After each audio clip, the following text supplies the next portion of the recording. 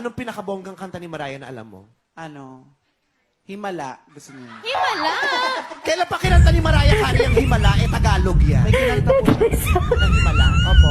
Himala. O sige, paano yung Himala ni Mariah Carey? I'm gonna take a little time. Himala. Tells me I'm hurting pain.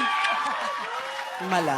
In fairness kay Mariah, nakakapag-Tagalog. May iba pa ba siyang dialekto sa Pilipinas na kaya niya? Para sa mga Bisaya. Ayan May, yung mga may, Bisaya. may kinanta siya para sa mga Bisaya? Ano? Nag-concert siya sa Davao. Oh, talaga? Pasekreto lang.